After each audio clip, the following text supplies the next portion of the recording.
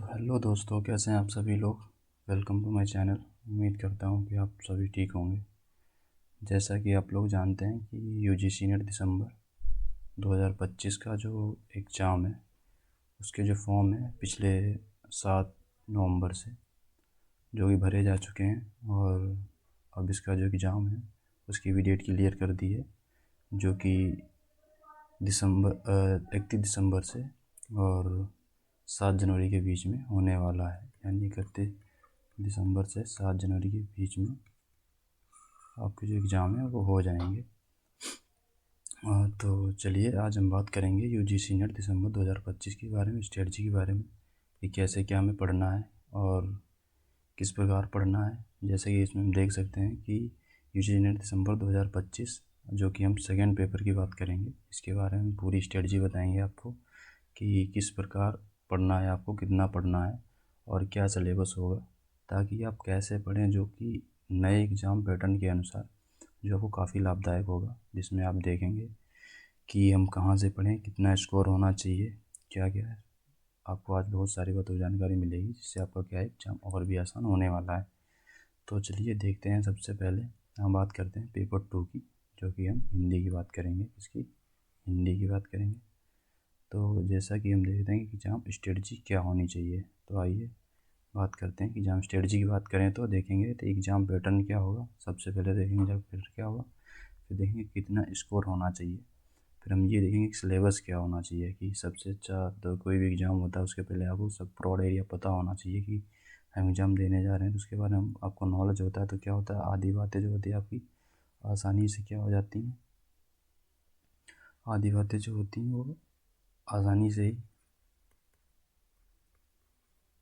हल हो जाती हैं। तो आइए हम देखेंगे कि सबसे पहले तो देखेंगे कि इसका पैटर्न क्या होगा। एग्ज़ाम पैटर्न की बात करें तो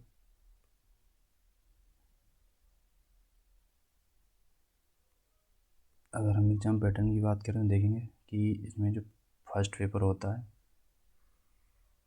इसमें 2 एग्ज़ाम होते हैं, first paper second paper. First paper के कितने क्वेश्चन होते हैं, 50 क्वेश्चन होते हैं, और जो सेकेंड पेपर होता है उसके कितने 100 क्वेश्चन होते हैं। जो कि टोटल अगर क्वेश्चन की बात करें तो 150 क्वेश्चन होते हैं, जो कि कितने 300 मार्क्स का होता है। कितना 300 मार्क्स का होता है। आपको ज़रूरी नहीं होता है कि इसमें ये नहीं ज़रूरी है कि आपको इतने में इतने नंबर होने ही चाहिए। आप किसी में, दोनों में भी, किसी में ज़्यादा या कम स्कोर कर सकते हैं, जो कि आपके एग्ज़ाम के अनुसार क्या होना चाहिए कि आपका स्कोर अच्छा होना चाहिए ताकि आपका जेएफ क्लियर हो जाए। तो सबसे पहले ये बात करते हैं कि पेपर फर्स्ट के बारे में हम बात करेंगे, लेकिन पेपर सेकेंड के बारे में आज बात करते हैं इसका क्या स्ट्रेटजी होनी चाहिए। पेपर सेकेंड में 100 क्वेश्चन होते हैं, जिसमें से कितना 100 क्वेश्चन यानी 200 नंबर का, तो ये हो गया 200 नंबर का होगा। तो और अगर एग्ज़ाम की बात करें तो क्या कितना ऑनलाइन मोड होता है। एग्ज़ाम कौन करवाता है इसका, एनटीए जो है, नेशनल टेस्टिंग एजेंसी है, जो अभी इसके पास है कंडक्ट, यही करवाती है ऑनलाइन। और अगर हम एग्ज़ाम पैटर्न की बात करें तो पिछले सालों के आधार पर हम एक पेपर्स की बात करें, पेपर्स की बात करें हम प्रीवियस ईयर के आधार पर अगर बात करें तो देखेंगे कि 2022-23 से जो लेवल है, जो एग्ज़ाम लेवल है, वो काफ़ी क्या हो चुका है, काफ़ी बदल चुका है। कैसा हो चुका है, अब देखेंगे तो मॉडरेट टाइप में हो चुका है कि अब क्वेश्चन वो नहीं रहे जो कि पहले जैसे उपन्यास या अन्य किताबी विधाओं से जैसे क्वेश्चन पूछते थे कि सीधे सीधे लाइन दे देते थे और उसका एक विकल्प दे देते, पूछ लेते थे। अब क्या है कि आपको क्या है कि अगर कोई रचना याद कर रहे हैं या कहानी पाठ पढ़ रहे हैं तो उसमें क्या होना चाहिए कि आपको उसका सन पता होना चाहिए, और आपको उसकी रचना का लेखक पता होना चाहिए, प्लस जो भी पात्र हैं उनके बारे में पता होना चाहिए। ये चीज़ें हैं आजकल एग्जामिनर जो है पे ज़्यादा फोकस कर रहा है, क्योंकि बच्चे को एक्चुअली इसमें क्या है कि फैक्चुअल नॉलेज में ही एग्जामिनर जो है फंसाना चाहता है। कि फैक्चुअल नॉलेज जो होता है वो बच्चों को याद करने में बहुत ही दिक्कत होती है। तो देखते हैं कि इसका एग्ज़ाम पैटर्न क्या होगा। तो अगर हम एग्ज़ाम की बात करें तो जो एग्ज़ाम जो क्वेश्चन इस तरह के से आ रहे हैं, अगर बात करें तो जैसे आप अगर मान लिया कि उपन्यास पढ़ते हैं, तो उसमें किन किन बातों को आपको याद रखना चाहिए। सबसे पहले उपन्यास पढ़ते समय आपको क्या पता होना चाहिए कि लेखक पता होना चाहिए। लेखक पता होना चाहिए, लेखक की जो भी संबंधित रचनाएं हैं, जो भी क्या है रचना है, कौन कौन सी रचना है, कौन कौन सी रचनाएं और रचनाओं के क्या होने चाहिए प्रकाशन वर्ष।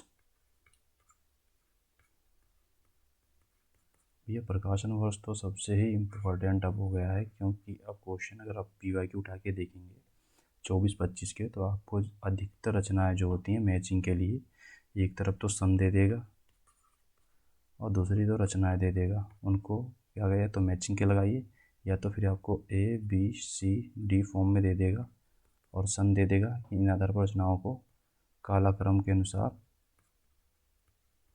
अनुसार लगाइए। इस प्रकार के आपको क्वेश्चन देखने को मिलेंगे। और दूसरा तो रचनाओं की क्या दे देता है, और दूसरी बात करें तो रचनाएं से ही क्या दे देता है, इसमें दे देता है आपको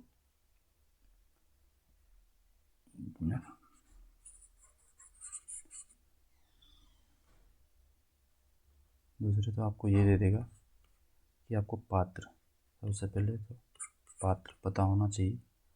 पात्र का ज्ञान बहुत ज़रूरी है कि कौन सा पात्र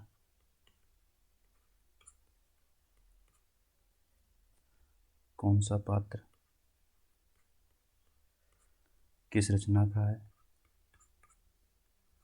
ये पता होना चाहिए। कि अब आप देखेंगे कि पिछली बार से आप देखें तो अब एग्जामिनर क्या करने लगा है कि आपको एक तरफ तो पात्र दे देगा, दूसरी तरफ रचना दे देगा। फिर वो क्या करेगा कि मैचिंग करिए आप कौन सा पात्र किस रचना से लिया गया है। या फिर अगर ज़्यादा टफ क्वेश्चन बनाता है तो वो रचना के आधार पर नहीं, पात्र के आधार पर रचनाएं पूछेगा, फिर उनका प्रकाशन वर्ष लगाइए इस आधार पर पूछेगा। तो ये सब ज़रूरी होता है कि हमें किन बातों पर फोकस करना चाहिए कि रचनाओं पर अधिक से अधिक फोकस करना चाहिए। दूसरा तो लेखक रचनाएं, फिर जो भी उसका गद्य या पद्य पाठ होता है उस पर हमें टेक्स्ट पे ज़्यादा ही आपको ध्यान देना पड़ेगा। कि कोई रचना है, जैसे गोदान आप पढ़ते हैं, गोदान उपन्यास पढ़ा है तो उसका आपको पहले तो पूरा गोदान पढ़ा होना चाहिए और उसके जो पात्र हैं वो भी पता होना चाहिए। आपको पात्र पता होने चाहिए कि पात्र की जानकारी होनी चाहिए कि कौन सा कथन कौन सा पात्र के द्वारा कहा गया है। कुछ जो मेन पात्र हैं उनके कथन जो आपको याद होने चाहिए, क्योंकि आप एग्ज़ाम में देखने को मिलेगा कि आपको सीधा सीधा क्या कर देता है, सीधा क्या करेगा, एक कथन देगा आपको, उसके आगे बोल देगा किस पात्र के द्वारा कहा गया है, किस पात्र के द्वारा कहा गया है। तो इस प्रकार भी आपको क्वेश्चन देखने को मिलेंगे। तो सबसे अच्छा होगा कि आपको पहले क्या करें बताते हैं। नंबर 1 आपको क्या करनी, रचनाएं याद करनी है। कैसे कि सनवाइज यानी उसका प्रकाशन वर्ष, प्रकाशन के अनुसार। और दूसरा तो जो रचनाएं हैं यानी जो हमारे सिलेबस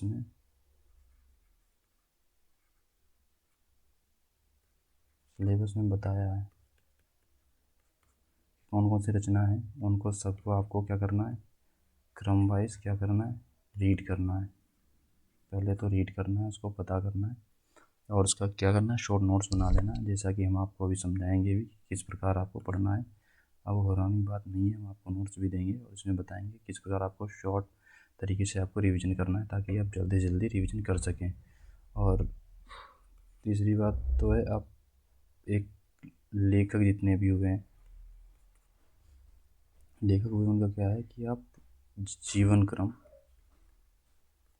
क्रम यानी जन्म के अनुसार जैसे लगभग 25 से 30 राइटर या लेखकों को जो मुख्य हैं उनको क्या कर रहे हैं, आप एक नोट बना लें, नोट्स कर लें और उनको याद कर लें यानी रट लें। उनके जीवन काल के अनुसार उनको क्या देगा, आपको क्वेश्चन देगा। इस प्रकार क्वेश्चन देगा कि आपको ऐसे क्वेश्चन देगा कि निम्न से कालक्रम के अनुसार लगाइए।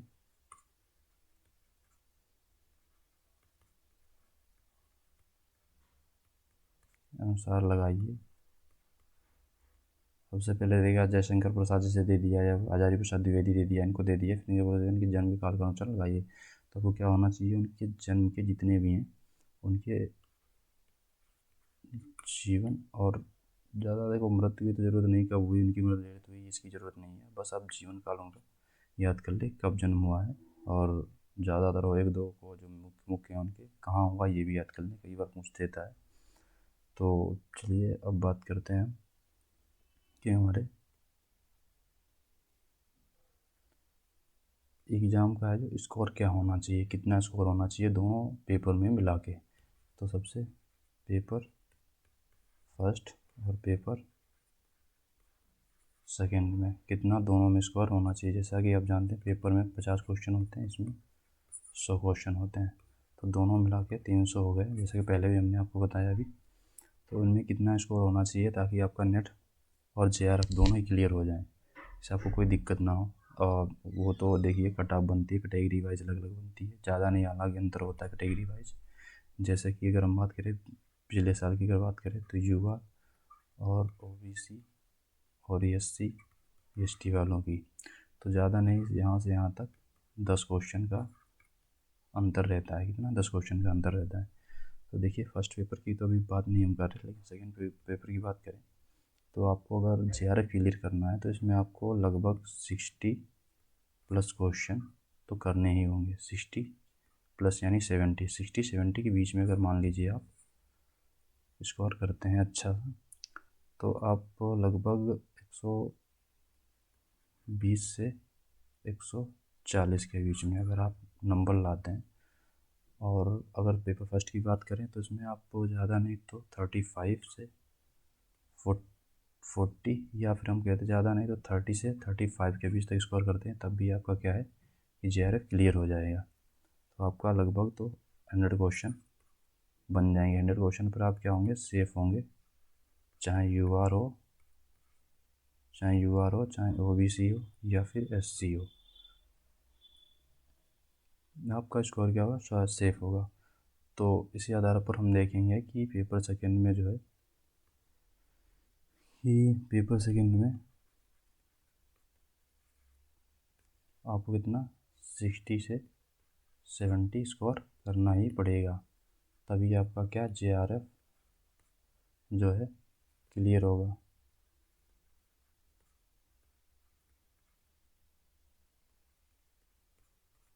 जेआरएफ है क्लियर होगा। तो इसके अब बात करें कि हम कहाँ से पढ़ें, क्या सिलेबस है, कैसे पढ़ें, कहाँ से पढ़ें। तो सबसे पहले आप देखते हैं कि कैसे पढ़ें।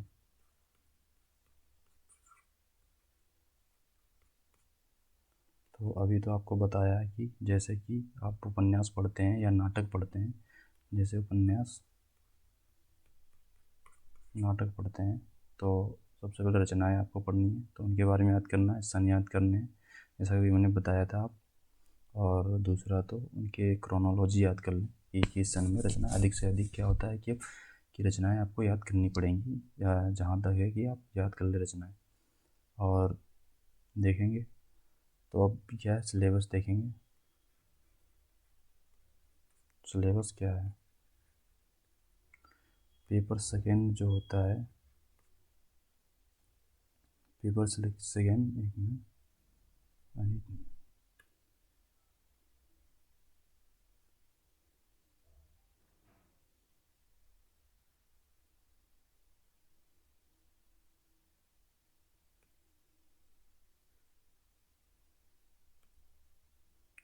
अगर हम पेपर सेकेंड की बात करें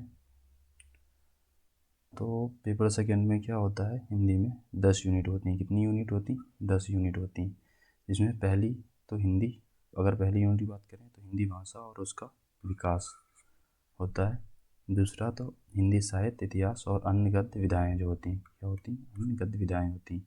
तीसरी यूनिट बात करें तो हिंदी साहित्य शास्त्र होता है, साहित्य शास्त्र होता है, शास्त्र के बारे में आपको पढ़ना पड़ेगा। और चौथा तो वैचारिक पृष्ठभूमि होती है, जैसे हमारे विचारक बोल रहे हैं, महात्मा गांधी हैं, रविन्द्रनाथ टैगोर हैं, इनके बारे में आपको क्या होगा, पढ़ना पड़ेगा। तीसरी और पांचवी यूनिट की बात करें तो हिंदी कविता और पाठ टेक्स्ट आता है, भैया इसमें जो पार्ट टेस्ट होता है इसमें बहुत इंपॉर्टेंट होता है कि आपको पढ़ना पड़ेगा। इसमें से क्वेश्चन, अधिकतर क्वेश्चन जो होते हैं यहीं से बनते हैं, यहीं से मोस्टली जो क्वेश्चन है प्लस क्वेश्चन अगर आपको स्कोर करना है तो यहीं से बनेंगे आपको। जैसे उपन्यास या नाटक हो गया, कहानी हो गया, या फिर निबंध हो गया, तो आपको क्या है, पार्ट टेक्स्ट तो पढ़ना ही पड़ेगा, जिसमें से आपको क्वेश्चन अधिकतर देखने को मिलेंगे। अगर यूनिट 6 की बात करें तो हिंदी उपन्यास है, टेक्स्ट और हिंदी उपन्यास, उपन्यास जैसे इसमें आपको क्या करना पड़ेगा, जैसे रचनाएं पता होनी चाहिए दोस्तों। फिर रचना के बारे में पढ़ना है, जैसा कि आपने बताया था कि किन आयामों पर पढ़ना है आपको, कि उसका पात्र पता होना चाहिए। दूसरा तो जो कहानी है, कहानी उसके बारे में संपूर्ण पता होना चाहिए, कहानी का क्रम पता होना चाहिए, कैसे क्या चल रहा है, पात्र हो गया, और उसका संन्यास पता होना चाहिए, कब प्रकाशन होगा, लेखक पता होना चाहिए। तो इन सभी बातों में मिलाकर आपको कहानी पढ़नी है। जैसे गोदान पढ़ना है, या फिर कफन पढ़नी है, या फिर कोई भी कहानी अगर आप पढ़ते हैं तो इन बातों को आप ध्यान रखें और वैसे ही पढ़ना है। और हालांकि घबराने की बात नहीं है, हम आपको पढ़ के भी बताएंगे और आपको दिखाएंगे किस प्रकार नोट्स भी बनाने हैं और कैसे आपको याद करना है। तो इन सभी की आप टेंशन मत लीजिए हम खुद आपको बताएंगे, क्योंकि ऑलरेडी हमारे पास नोट्स बने हुए हैं। हिंदी नाटक और पाठ, देखिए कहानी हो गया, नाटक हो गया, निबंध हो गया, ये सब 3-4 यूनिट है। मोस्टली आपको लगभग तो 30-40 क्वेश्चन जो आपको यहीं से देखने पड़ेंगे। कितने क्वेश्चन आप यहाँ से, अगर हम क्वेश्चन की बात करें तो अगर हम इन तीन तीन यूनिट से बात करें, 3-4 यूनिट से बात करें, तो यहाँ से लगभग आपका जो है कि 50% जो क्वेश्चन है आपको यहीं से देखने मिलेंगे। तो अगर आप हिंदी उपन्यास, कहानी, नाटक, निबंध और अन्य विधाएं अगर इन पे आप काम कर लेते हैं तो लगभग 50% क्वेश्चन तो आप यहीं से कर सकते हैं। यानी कि आपका जो नेट है क्लियर होने की तो पक्का चांस तो यहीं से है, अगर आप सही से पढ़ लेते हैं। और अगर 10वीं बात करें यूनिट, तो गद्य विधाएँ, तो हमारी ये क्या हो गई, ये हो गई हमारी 10 यूनिट हो गई, जो भी पेपर सेकेंड की हैं। तो चलिए देखते हैं, अब आपको अगले वीडियो में बताएंगे, हम नोट्स पढ़ाएंगे कि कैसे कहाँ से आपको पढ़ना है, क्या पढ़ना है, और इस बारे में आपको बताएंगे।